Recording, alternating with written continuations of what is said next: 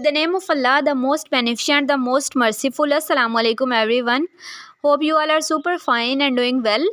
So आज हम start करने जा रहे हैं lecture role of carbon dioxide, या हम कह सकते हैं कि कार्बन का क्या रोल है फोटोसिंथेसिस में।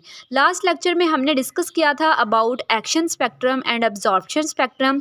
होप सो आप लोगों को क्लियर हो गया होगा। कोई क्वेश्चन हो तो आप कमेंट सेक्शन में पूछ सकते हैं। तो वीडियो पे न्यू हैं वो चैनल को सब्सक्राइब करें। और आज हम डिस्कस करने जा रहे हैं about role of carbon dioxide. So photosynthesis की इक्वेशन को हमने पहले भी डिस्कस किया था। हम इसकी सिंप्लीफाइड इक्वेशन को देखते हैं। तो कार्बन डाइऑक्साइड और जो वाटर है हमारे पास वो क्या करते हैं, मिलकर बनाते हैं शुगर और ऑक्सीजन रिलीज़ होती है। ठीक है, सिंप्लीफाइड इक्वेशन है ये फोटोसिंथेसिस की हमारे पास। सो कुछ हमारे पास होते हैं लाइट डिपेंडेंट रिएक्शंस जिनको हम कहते हैं लाइट रिएक्शंस, और कुछ होते हैं लाइट इंडिपेंडेंट रिएक्शंस जिनको हम कहते हैं डार्क रिएक्शंस। ठीक है, लाइट इंडिपेंडेंट रिएक्शंस की बात करें तो वो रिएक्शंस होते हैं जिनमें हमें डायरेक्टली लाइट की ज़रूरत होती है। ठीक है, ऐसे रिएक्शंस जिनमें हमें विच यूज़ लाइट डायरेक्टली, जिसमें डायरेक्टली लाइट की ज़रूरत होती है। ठीक है, इनको लाइट रिएक्शंस भी कहा जाता है। और इसमें रिएक्टेंट्स की बात करें तो रिएक्टेंट्स में हमारे पास आ जाते हैं वाटर एंड लाइट। ठीक है, ये रिएक्ट करते हैं और इससे बनता है हमारे पास ऑक्सीजन, एटीपी और NADPH2। ये हमारे पास क्या है, लाइट रिएक्शंस हैं। और जो लाइट इंडिपेंडेंट रिएक्शंस होते हैं वो डार्क रिएक्शंस हैं, यानी ऐसे रिएक्शंस हैं जिनमें डायरेक्टली लाइट की ज़रूरत नहीं होती। ठीक है, डायरेक्ट लाइट की ज़रूरत नहीं होती। इसमें अगर रिएक्टेंट्स की बात करें तो ये हमारे पास आ जाता है कार्बन डाइऑक्साइड, ATP और NADPH।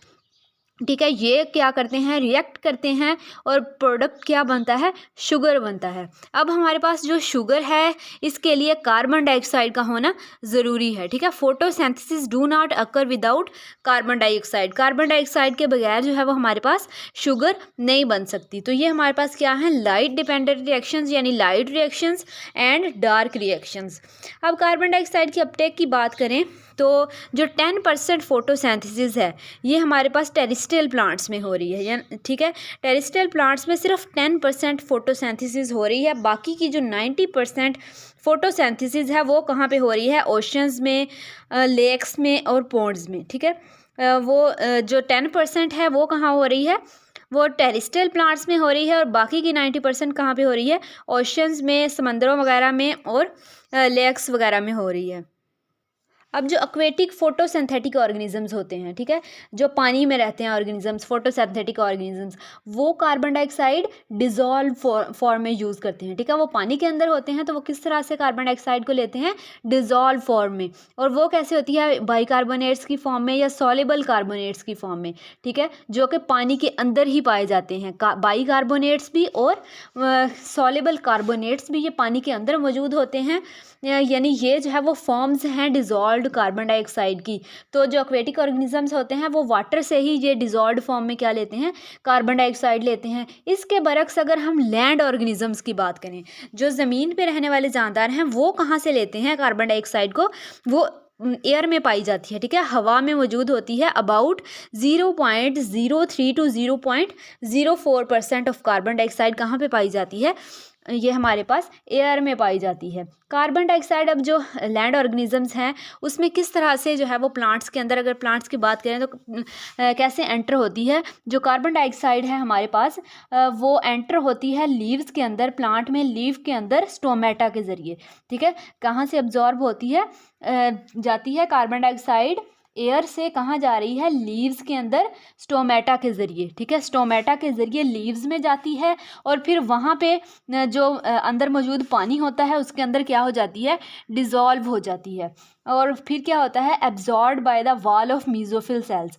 जब वो पानी में चली जाती है पत्ते के अंदर तो वो कहाँ पे अब्जॉर्ब हो जाती है, मीज़ोफिल सेल्स के अंदर। अब मीज़ोफिल सेल्स क्या हैं, फोटोसिंथेटिक सेल्स हैं जो लीव्स के अंदर प्रेजेंट होते हैं।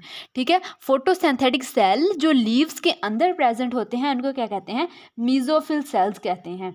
तो हमारे पास क्या हुआ, लैंड ऑर्गेनिजम्स थे, उन्होंने एयर से कार्बन डाइऑक्साइड को लिया, वो कहाँ पे आई, लीव्स में आई थ्रू स्टोमेटा स्टोमेटा के ज़रिए, ठीक है। लीव्स के अंदर आने के बाद वो पानी में डिज़ोल्व हो गई और पानी से उसको किसने ले लिया, मीज़ोफिल सेल्स ने लिया। मीज़ोफिल सेल्स क्या करते हैं, फोटोसिंथेटिक सेल्स हैं, ठीक है। अब स्टोमेटा के ज़रिए ये लेते हैं, ठीक है। स्टोमेटा के ज़रिए लीव्स के अंदर जाती है कार्बन डाइऑक्साइड। तो स्टोमेटा का स्ट्रक्चर देखें तो स्टोमेटा क्या है, present in large number in leaves, ठीक है। लीव्स में ज़्यादा मिकदार में पाए जाते हैं स्टोमेटा, यानी जितने ज़्यादा स्टोमेटा होंगे वो डायरेक्टली प्रोपोर्शनल है गैस डिफ्यूजन, उतनी ज़्यादा लीफ के अंदर कार्बन डाइऑक्साइड जाएगी, ठीक है। जितना ज़्यादा स्टोमेटा होंगे उतनी ही ज़्यादा कार्बन डाइऑक्साइड लीव्स के अंदर जाएगी। ये यानी ये इनके दरमियान डायरेक्टली प्रोपोर्शनल साइन है, ठीक है। यानी जितना यहाँ ज़्यादा होगा उतनी ही ज़्यादा कार्बन डाइऑक्साइड लीफ के अंदर जाएगी। स्टोमेटा अब क्या करता है, ओनली 1 to 2% ऑफ लीफ, सिर्फ लीफ में 1 से 2% पाया जाता है, ठीक है। लेकिन यही इसकी थोड़ी सी मिकदार ही क्या करती है, allow much more gas to diffuse. थोड़ी सी मिकदार में 1 to 2% सिर्फ पाया जाता है लीव्स के अंदर, लेकिन ज़्यादा से ज़्यादा कार्बन डाइऑक्साइड को अंदर लीफ में डिफ्यूज़ कर देता है। अब ओपनिंग और क्लोजिंग की बात करें स्टोमेटा की, तो स्टोमा क्या होता है, पोर होता है गार्ड सेल्स के दरमियान। गार्ड सेल्स के दरमियान एक पोर प्रेजेंट होता है, ठीक है। ये हमारे पास क्या है, ये गार्ड सेल्स हैं, ये क्या है, गार्ड सेल्स हैं। और ये जो अंदर सुराख बना हुआ है, ये पोर, इसको कहते हैं स्टोमा, ठीक है। स्टोमा कहते हैं इसको। जैसे ही पानी इसके अंदर मौजूद होता है, ये पानी से भरा हुआ होता है, तो ये इस तरह से जो है वो टर्जिड हो जाता है और दरमियान वाला जो सुराख है ये ओपन हो जाता है। लेकिन जैसे ही इसमें से पानी बाहर निकलता है तो ये इस तरह से श्रिंक हो जाता है, ठीक है, सिकुड़ जाता है और इस तरह से इसका पोर क्या हो जाता है, बंद हो जाता है। जैसे गुब्बारे की एग्जांपल ले लें, गुब्बारे में हवा भरें तो क्या होता है कि वो फूल जाता है और जब उसको उसमें से निकालें तो वो श्रिंक हो जाता है। इसी तरह बिल्कुल यहाँ पे जो है वो इनके दरमियान में पोर बन जाता है जब इनमें ज़्यादा पानी मौजूद होता है। बाद में ये क्या करते हैं, सिकुड़ जाते हैं।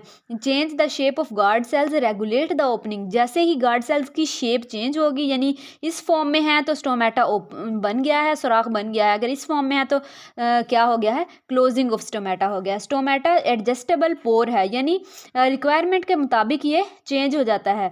ओपन ड्यूरिंग डे के टाइम में जो है वो ये ओपन हो जाता है जब कार्बन डाइऑक्साइड की ज़रूरत होती है, लेकिन नाइट के टाइम में ये क्या हो जाता है, फोटोसिंथेसिस स्टॉप हो जाती है तो ये क्या हो जाता है, क्लोज हो जाता है। तो यही हमारे पास स्ट्रक्चर है स्टोमेटा का।